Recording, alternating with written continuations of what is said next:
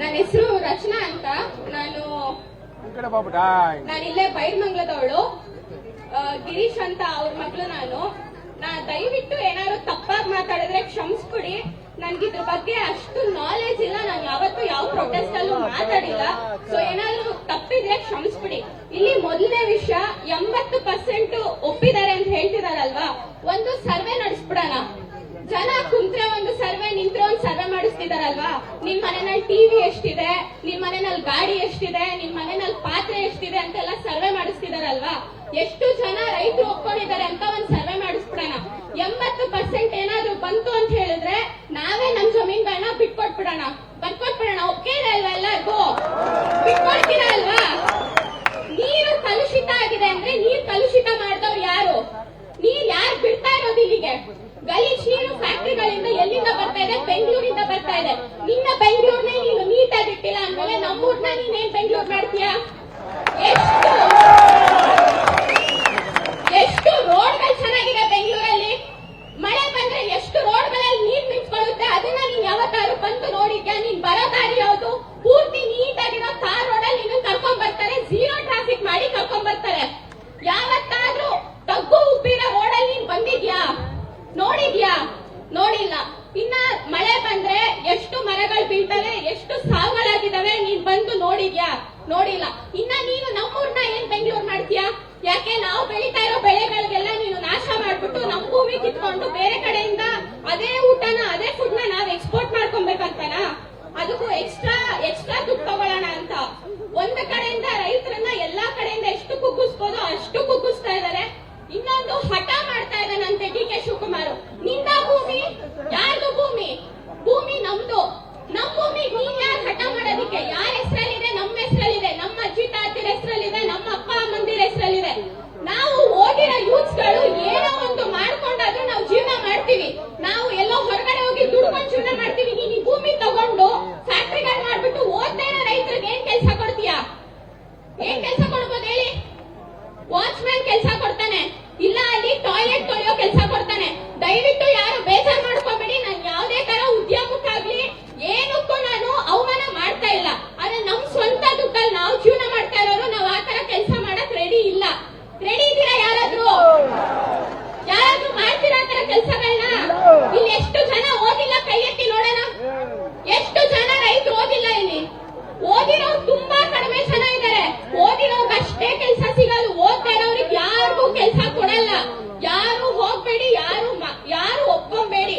ಅವ್ನು ಎಷ್ಟು ದಿನ ಮಾಡ್ಲಿ, ಇನ್ನ 1 ವರ್ಷ ಅಲ್ಲ 2 ವರ್ಷ ಮಾಡ್ಲಿ, ಯಾರು ಒಪ್ಕೊಂಬೇಡಿ. ಇದಕ್ಕೆ ನಾವು ಯಾರು ಒಪ್ಕೊಳ್ಳಲ್ಲ. ಇನ್ನ ಯೂತ್ಸ್ ಗಳು ಬರ್ಬೇಕು. ಇದು ಯಾವುದೇ ಪಕ್ಷದ ಪರವಾಗಿ ಯಾರು ಜಗಳ ಮಾಡ್ತಾ ಇಲ್ಲ. ಯಾರಾದ್ರೂ ಮಾಡ್ತಾ ಇದಾರಾ? ಪಕ್ಷದ ಪರ ಯಾರಾದ್ರೂ ಮಾತಾಡ್ತಿದಾರಾ? ಯಾರಾದ್ರೂ ದುಡ್ಡಿಗೋಸ್ಕರ ಮಾತಾಡ್ತಿದಾರಾ? ಇಲ್ಲಿ ತುಂಬಾ ಮೀಡಿಯಾದಲ್ಲಿ ಕಮೆಂಟ್ಸ್ ಗಳು ಬರುತ್ತೆ, ನಿಮ್ಗೆ ಇನ್ನೂ ದುಡ್ಡು ಕೊಟ್ರೆ ಇನ್ನು ಒಪ್ಕೊಂತೀರಾ ಅಂತ. ಯಾರು ಇಲ್ಲಿ ದುಡ್ಡಿನ ಪ್ರಶ್ನೆ ಬರಲ್ಲ ಸರ್. ನಮ್ಮ ಅಜ್ಜಿ ತಾತಿನ ನಾವು ಮಣ್ಣು ಮಾಡಿರೋ ಜಾಗದಲ್ಲಿ ನಾವು ವರ್ಷ ಹೋಗಿ ನಾವು ಪೂಜೆ ಮಾಡ್ಬೇಕು. ಬಿಟ್ಕೊಡ್ತೀರಾ ಯಾರಾದ್ರೂ? ಯಾಕೆ ನಿಮ್ಮ ಅಜ್ಜಿ ತಾತಿರ್ ಮಾತ್ರ ನೀನು ಹೋಗಿ ಪೂಜೆ ಮಾಡ್ಬೇಕಾ? ನಮಗೆ ಯಾರು? ನಮ್ಮ ವಂಶದವ್ರಿಗೆ ನಮ್ಮ ಪಾರಂಪರ್ಯ ನಾವು ಉಳಿಸ್ಕೊಬೇಕನ್ನೋದಿಲ್ವಾ? ಇಲ್ಲಿ ಎಷ್ಟು ಜನ ರೈತರ ಮಕ್ಕಳು ಒಳ್ಳೊಳ್ಳೆ ಸ್ಕೂಲ್ಗಳಲ್ಲಿ ಓದಿಸಿದೀರಾ? ನಿಮ್ ಮಕ್ಕಳನ್ನ ಹೇಳಿ, ಎಷ್ಟು ಜನ ಓದಿಸಿದೀರಾ? ಎಷ್ಟು ಜನದ ಮಕ್ಕಳು ಇಲ್ಲಿ ಡಾಕ್ಟರ್ ಇಂಜಿನಿಯರ್ಗಳಾಗಿದ್ದಾರೆ? ನೀನಂತವ್ನು ಮಾಡೋನು ದಯವಿಟ್ಟು ಆ ಸ್ಕೂಲ್ನ ಸರಿ ಮಾಡು. ಸ್ಕೂಲ್ ಮುಚ್ಚಿ ಎಷ್ಟು ವರ್ಷ ಆಗಿದೆ ಸರ್ ಹೇಳಿ ಯಾರಾದ್ರೂ? ನಾನು ಕ್ವಶನ್ ಕೇಳ್ತಾ ಇದ್ದೀನಿ, ದಯವಿಟ್ಟು ಹೇಳಿ. ಸ್ಕೂಲ್ ಮುಚ್ಚಿ ಎಷ್ಟು ವರ್ಷ ಆಗಿದೆ? ಆಗಿದೆ ಅಲ್ವಾ? ಬಂದ್ ನೋಡಿದಾರ ಯಾರಾದ್ರೂ? ರಾಜಕೀಯದವ್ರು ಯಾರಾದ್ರೂ ಬಂದ್ ನೋಡಿದಾರ? ನೋಡಿಲ್ಲ. ಕಾಂಗ್ರೆಸ್ ಸರ್ಕಾರ ಯಾವತ್ತಾರು ಬಂದ್ ನೋಡಿದ್ಯಾ? ನೋಡಿಲ್ಲ. ಇನ್ನ ಆ ನೀರು ಕ್ಲೀನ್ ಮಾಡಿಸೋ ನೀರ್ನ, ಇಲ್ಲಿ ಕ್ಯಾನ್ಸರ್ ಬರುತ್ತೆ ಯಾರೋ ಗಾಳಿಯಿಂದ ಅಂತ ಹೇಳೋದ್ರಂತೆ. ಎಷ್ಟು ಜನ ಕ್ಯಾನ್ಸರ್ ಇದೆ ಅಪ್ಪ ಇಲ್ಲಿ? ಎಷ್ಟು ಜನ ಕ್ಯಾನ್ಸರ್ ಇದೆ? ಯಾರು ಶ್ರಮ ಪಟ್ಟು ದುಡಿಮೆ ಮಾಡಿದ್ದಾರೆ ಅವ್ರಿಗೆ ಯಾರು ಕ್ಯಾನ್ಸರ್ ಇದೆ ದಯವಿಟ್ಟು ಕೈ ಎತ್ಬಿಡಿ. ಕಿದ್ವಾಯಿ ಹಾಸ್ಪಿಟಲ್ ಹಂಗಾದ್ರೆ ಈ ಪಂಚಾಯತಿ ಅವ್ರು ಎಷ್ಟು ಜನ ಅಡ್ಮಿಟ್ ಆಗಿದ್ದೀರಾ ಕ್ಯಾನ್ಸರ್ ಬಂದಿರೋರು? ಯಾರು ಆಗಿಲ್ಲ ಅಲ್ವಾ? ಈಗ ಕ್ಯಾನ್ಸರ್ ಹಂಗಿದ್ರೆ ನೀವು ಗ್ರೇಟರ್ ಬೆಂಗಳೂರು ಮಾಡ್ತಿದ್ದಂಗೆ ಈ ಗಾಳಿನೆಲ್ಲ ಶುದ್ಧ ಮಾಡ್ಬಿಡ್ತೀರಾ? ಅದು ಯಾವ ತರ ಸೈನ್ಸ್? ದಯವಿಟ್ಟು ನನ್ಗೆ ಹೇಳಿ, ಸ್ವಲ್ಪ ಎಕ್ಸ್ಪ್ಲೈನ್ ಮಾಡಿ. ಗ್ರೇಟರ್ ಬೆಂಗಳೂರು ಆಗ್ತಿದ್ದಂಗೆ ಗಾಳಿ ಕ್ಲೀನ್ ಆಗ್ಬಿಡುತ್ತಾ? ಇನ್ನೊಂದು ವಿಷಯ, ಓದ್ಸತಿ ಮೀಡಿಯಾದವರಿಗೆ ನಾವು ಚಿಕ್ಕ ಮಕ್ಕಳ ಕೈಲಿ ಮಾತಾಡ್ಸಿದ್ರು. ಏನಂತ? ನಮ್ಗೆ ಬೇಡ, ಅಕ್ವೈರ್ ಬೇಡ ಅಂತ ನಮ್ಮನೆ ಮಕ್ಕಳು ಚಿಕ್ಕ ಮಕ್ಕಳು ಮಾತಾಡಿದ್ರು. ಅದಕ್ಕೆ ತುಂಬಾ ಕಮೆಂಟ್ಸ್ ಗಳು ಬಂದಿದ್ದಾವೆ. ಮಕ್ಕಳಿಗೆ ಮೀಡಿಯಾದವರು ಹೇಳ್ಕೊಟ್ಟು ಮಾತಾಡ್ಸಿದ್ದಾರೆ ಅಂತ. ಸರ್, ನಾವು ಸಣ್ಣ ಮಕ್ಕಳು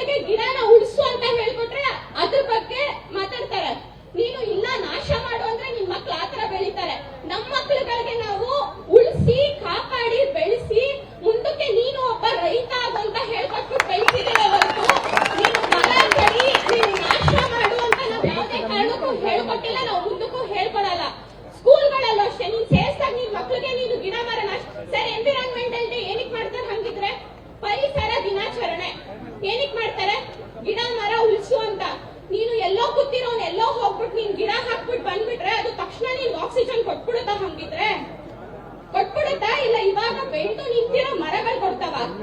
ಒಂದೊಂದು ತೆಂಗಿನ ಮರಕ್ಕೂ ಅಡಿಕೆ ಮರಕ್ಕೂ ದುಡ್ಡು ಕೊಡ್ತಾರಂತಲ್ಲ, ಹಂಗಿದ್ರೆ ನನ್ ಮನೆಯಲ್ಲಿರೋ ಮಲ್ಗೆ ಗಿಡಕ್ಕೆ ಎಷ್ಟು ಕೊಡ್ತೀಯ ದುಡ್ಡು ನೀನು? ಪ್ರೀತಿಯಿಂದ ಸಾಕಿದೀವಲ್ಲ ಒಂದೊಂದು ಸಣ್ಣ ಸಣ್ಣ ಗಿಡ, ಒಂದೊಂದು ಸಣ್ಣ ಸಣ್ಣ ಸಸಿನೂ ಕೂಡ ನಾವು ಪ್ರೀತಿಯಿಂದ ಸಾಕಿದೀವಿ. ಅಷ್ಟೇ ಗೊಬ್ಬರ ಹಾಕಿ ಪ್ರೀತಿಯಿಂದ ಸಾಕಿದೀವಲ್ವಾ, ಆ ಪ್ರೀತಿಗೆ ಎಷ್ಟು ಬೆಲೆ ಕಟ್ತೀಯ ನೀನು? ನೀನ್ ನನ್ ಭೂಮಿ ತಾಯಿ ಬೆಲೆ ಕಟ್ತೀಯ ಅಂದ್ಮೇಲೆ ಒಂದ್ ಸಣ್ಣ ಸಣ್ಣ ವಸ್ತುಗೂ ನೀನ್ ಬೆಲೆ ಕಟ್ಬೇಕಲ್ವಾ? ಆಗತ್ತಾ ನಿನ್ ಕೈಲಿ? ಬರ್ಲಿ ಮಾತಾಡ್ಲಿ, ಏನದು ನೀನ್ ಎಲ್ಲೋ ಕೂತ್ಕೊಂಡ್ ಮಾತಾಡೋ ಬದಲು ನೀನ್ ರೈತರು ಮುಂದೆ ಬಂದು ಮಾತಾಡೋಕೆ ಧೈರ್ಯ ಇಲ್ವಾ? ಆಗಲ್ವಾ? ಅಷ್ಟು ಧೈರ್ಯ ಇಲ್ದೇನೋ ಮಾಡ್ಬೇಡ, ಕ್ಯಾನ್ಸಲ್ ಮಾಡು. ಯಾಕೆಂದ್ರೆ ನಿನ್ ಸ್ವಾಭಿಮಾನ ಕುಗ್ಗುತ್ತಾ? ಅದು ನಾನು ಇವ್ರ ಮುಂದೆ ಸೋತೋಗ್ಬಿಟ್ಟೆ ಅನ್ನೋದು ಕುಗ್ಗುತ್ತಾ? ಯಾರು ದಯವಿಟ್ಟು ನಿಮ್ ಜಮೀನ ಯಾರಿಗೂ ಬಿಟ್ಕೊಡಕ್ ಹೋಗ್ಬೇಡಿ. ಯಾರೇ ಬರ್ಲಿ, ಇವನೇ ಅಲ್ಲ ಮುಂದಕ್ಕಿನ್ನ 1000 ಜನ ಬರ್ಲಿ, ಎಷ್ಟೇ ಪರ ಇರೋರು ಎಷ್ಟೇ ಮಾಡ್ಲಿ, ನಾವಿಷ್ಟು ದಿನ ನಾವು ಹೋರಾಟ ಮಾಡ್ಕೊಂಡು ಬಂದಿದೀವಿ. ನಮ್ಗೆ ಅವ್ರ ತರ ಉಗ್ರವಾಗೆಲ್ಲ ಹೋರಾಟ ಮಾಡಕ್ ಬರಲ್ಲ, ನಾವು ಮಾಡೋದು ಇಲ್ಲ. ನಾವು ಆತರ ಬೆಳ್ಕೊಂಡ್ ಬಂದಿರೋರಲ್ಲ. ನಾವು ಒಬ್ರಿಗೆ ಹಾನಿ ಮಾಡಿ ನಾವು ಅದನ್ನ ಉಳಿಸ್ಕೊಳ್ಳೋದ್ ಬೇಡ. ಉಳಿಸ್ಕೊಳ್ಳೇಬೇಕು ಅನ್ನೋ ಸಿಚುವೇಶನ್ ಅಲ್ಲಿ ಏನಾದ್ರೂ ಮಾಡಕ್ ರೆಡಿ ಇರ್ತೀವಿ. ಬಟ್ ಅವ್ರ ತರ ನಾವು ನಿಂತ್ಕೊಳ್ಳೋದ್ ಬೇಡ. ಯಾವತ್ತೂ ನಾವು ಅವ್ರ ತರ ಆಗೋದ್ ಬೇಡ. ಪರ ಇರೋರು ಹೇಗೆ ಇವಾಗ ಮಾಡ್ತಾ ಇದಾರೆ ಆ ತರ ಆಗೋದ್ ಬೇಡ ನಾವು. ಇಷ್ಟ ಹೇಳಿ ನಾನು ಮುಗಿಸ್ತೀನಿ.